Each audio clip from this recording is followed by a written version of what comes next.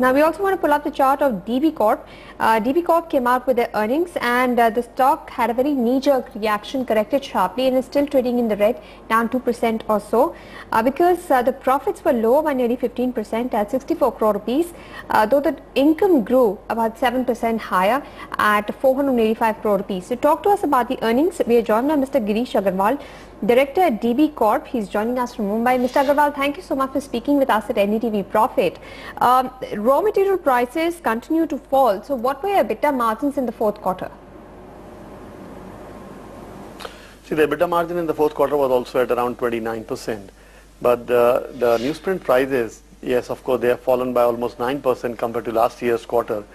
Overall, if I take the year average, we are down by 2% in terms of overall newsprint cost. The top line, I think the larger issue in the current scenario what we are facing is the advertising growth. Because advertising growth, which has been able to clock around 7% growth, I think we were expecting it had to be much better than this. But unfortunately, the segments like real estate, automobile, FMCG, they couldn't grow the way they were expecting or we were expecting from them. Right, but last quarter your EBITDA margins were nearly 33%, right? So EBITDA margins are also lower this quarter on a sequential basis? Yeah, you're right. But if you look at the EBITDA on the annualized basis, because generally we don't really look in the quarter business specifically, because sometimes the dates of the festival moves, results moves in terms of education timing and all that. So if you look at the on an annualized basis, we are at around 29% EBITDA margin. Important to note that in the mature markets of ours, like Madhya Pradesh, Rajasthan, Gujarat and all, we have around 35% EBITDA margin over there. And we believe that the newsprint cost, which has gone down, and in spite of the new additions which we launched last year, we've been able to control the newsprint overall consumption and the spend in that. And we believe the same continues this year. Then we see some growth coming in, good, healthy numbers in the EBITDA going forward. Right, you said advertising growth was only 7%. What was your expectation?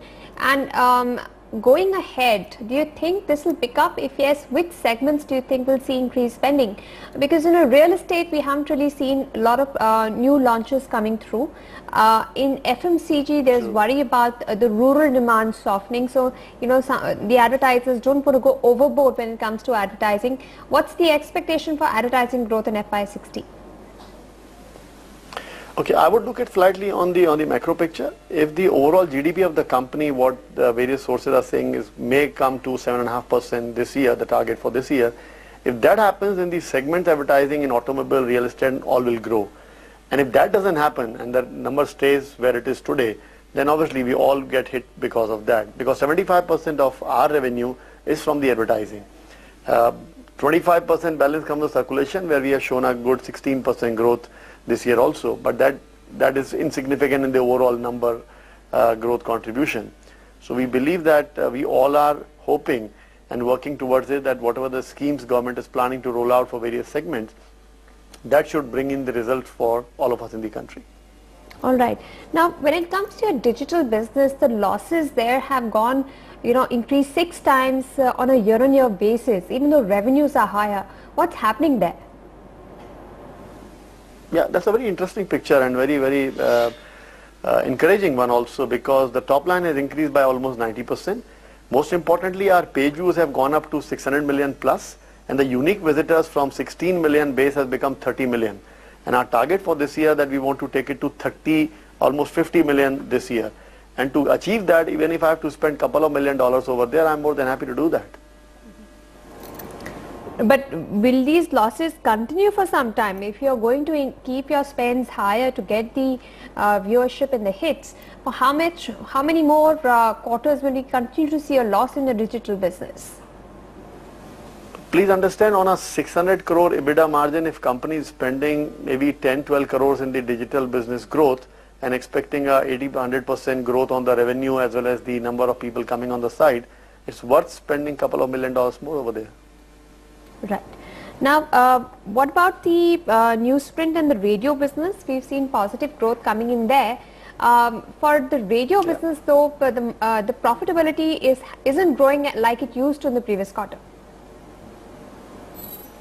We have grown around 21% this year in the radio business. The EBITDA margin stands at 45%.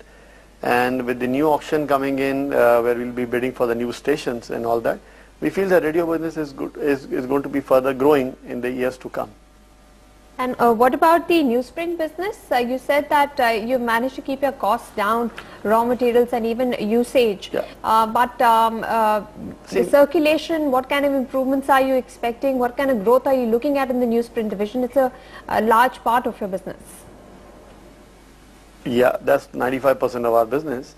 We are launching more editions in Bihar this year. We are launching Bhagalpur. We are launching Muzaffarpur also. We are also launching a couple of more editions in Gujarat, Rajasthan and Madhya Pradesh, more expansion in those markets. And when considering all that, we believe that in spite of all these launches coming in, we should be able to improve our EBITDA margin going forward if the advertising comes the way we are looking at it. Right. There was a high tax expense which hit your bottom line. Is this a one-off or do you see higher tax rate going ahead? It's a one-off. Yeah, no, it's a one-off. It's a one-off. Okay. And do you foresee any impact of the recent Supreme Court ruling that has restricted the use of political leaders in government ads? See, the overall advertising pie from the government is roughly around 10-11%.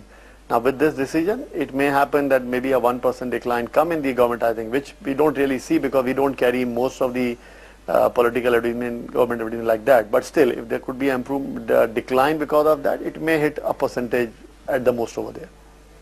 All right.